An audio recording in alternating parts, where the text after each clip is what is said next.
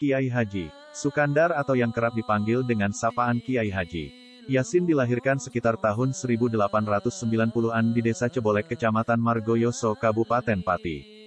Beliau merupakan anak yang ketujuh dari 9 bersaudara. Ayah beliau bernama Haamin, nama aslinya Tasmin, dengan Nyai Salamah. Sejak kecil Kiai Haji Yasin telah menjadi yatim, karena ketika ayahnya pergi haji ke Tanah Suci, sang ayah meninggal di sana dan kemudian dimakamkan di Baki Petik Terbalik. Sepeninggal ayahnya, Kiai Haji Yasin kecil kemudian diangkat anak oleh Mbah Salam yang merupakan ayah dari Mbah Abdullah Salam atau kakek daripada Kiai Haji Sahal Mahfud Kajen Pati. Kiai Haji Yasin wafat pada hari Rabu Pon tanggal 30 Desember tahun 1953 Masehi, Robiul Akhir 1373 H. Beliau dimakamkan di samping Masjid Jami Petik Terbalik Kauman. Beliau wafat setelah sekitar 35 tahun mengasuh para santrinya. Makam beliau banyak dikunjungi oleh peziarah dari berbagai daerah. Kiai Haji Yasin melepas masa lajangnya dengan menikahi seorang gadis bernama Muti Petik Terbalik binti Kiai Haji Yasir Jekulo yang merupakan salah satu ulama di desa Jekulo pada waktu itu. Semasa kecil, Kiai Haji Yasin sangat rajin dalam mempelajari ilmu agama baik mengaji di lingkungan desanya maupun di tempat lain. Ketika mondok, Yasin kecil dikenal sebagai santri yang cerdas, lincah dan dapat mengikuti semua pelajaran dengan baik. Bahkan ketika belajar di tempat Kiai Haji Idris Jamsaren Solo, Kiai Haji Yasin yang masih berusia 25 tahun diperbolehkan mengikuti pengajian hikam, padahal pada waktu itu yang diperbolehkan bagi santri-santri yang mengaji hikam adalah santri yang berumur 40 tahun.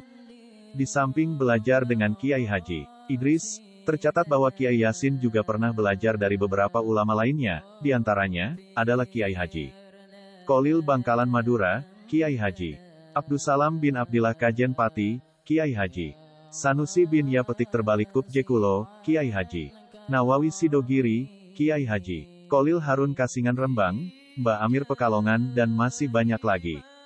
Setelah lama belajar di tanah air, beliau melanjutkan pendidikannya ke Tanah Suci Mekah untuk memperdalam ilmu agama. Di kota suci ini, Kiai Haji Yasin belajar kepada ulama-ulama besar Mekah. Setelah sekian lama belajar ilmu pengetahuan di Tanah Suci, akhirnya Kiai Haji Yasin kembali ke Cebolek Pati dan kemudian pindah ke Desa Jekulo Kabupaten Kudus.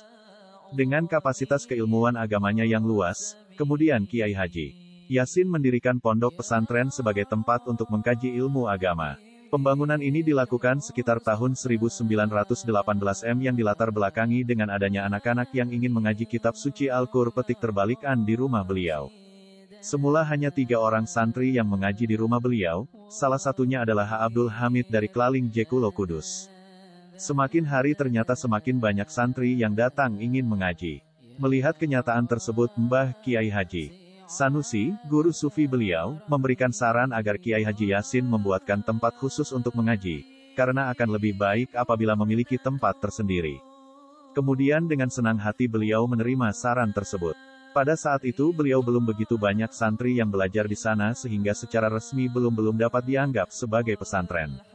Baru kemudian pada tahun 1923 banyak santri yang berdatangan dari luar daerah untuk mengaji, sehingga pada tahun itulah secara resmi pesantren Kiai Haji Yasin berdiri. Pada masa Kiai Haji Yasin, pesantren tersebut tidak atau belum diberi nama. Namun banyak santri yang menyebutnya dengan sebutan Pondok Bareng. Sebenarnya, Bareng adalah nama sebuah dukuh di Desa Hadipolo, tempat di mana stasiun pemberhentian kereta pada saat itu berada. Santri menganggap bahwa lokasi pesantren berada dalam wilayah desa tersebut. Dari anggapan itulah akhirnya pesantren Kiai Haji Yasin dikenal dengan sebutan Pondok Bareng. Di pesantren ini dikaji berbagai macam ilmu bersumber dari kitab-kitab salaf. Pada tahun-tahun 1918 sampai tahun 1953 para santri di samping mengkaji kitab-kitab salaf juga banyak yang melakukan riyadhah, sehingga Pondok Bareng juga dikenal sebagai Pondok Riyadhah. Menurut keterangan dari para santrinya seperti Kiai Haji Ahmad Bashir dan Alem Kiai Haji Hanafi, yang pada waktu naskah ini ditulis beliau masih hidup, pada masa mondok di pesantren dibatasi untuk tidak makan yang enak-enak atau dengan kata lain para santri diharapkan hidup prihatin selama menuntut ilmu. Kiai Haji Yasin dikenal sebagai sosok yang lurus dan banyak bergelut di pesantren. Kiai Haji Yasin adalah tipe kiai pesantren di mana sebagian besar waktunya beliau curahkan untuk mendidik para santri. Setelah ditinggal beliau, Pondok Bareng diteruskan oleh putranya yaitu Kiai Haji Muhammad bin Yasin. Setelah sekian lama Pondok Bareng tanpa nama, akhirnya Kiai Haji Muhammad mempunyai inisiatif untuk memberi nama agar pesantren ini mudah dikenal oleh para santri. Tepatnya pada tahun 1979 1399 pesantren ini diberi nama Al-Kaumaniyah.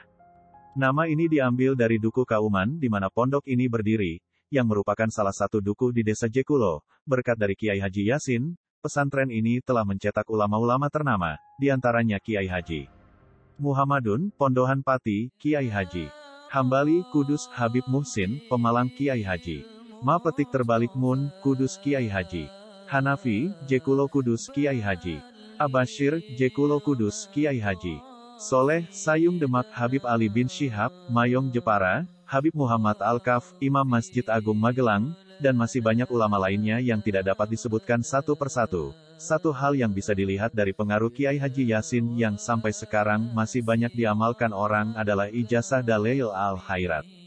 Ijazah ini seringkali diamalkan oleh para santri sebagai sarana mendekatkan diri kepada Sang Khalik dan ungkapan prihatin dalam masa menuntut ilmu. Seluruh kehidupan Kiai Haji Yasin beliau curahkan untuk kepentingan agama Islam. Kiai Haji Yasin merupakan sosok yang sederhana, arif, dan sikapnya egiliter, menganggap sama terhadap semua orang, sehingga beliau merupakan sosok yang disegani di masyarakat.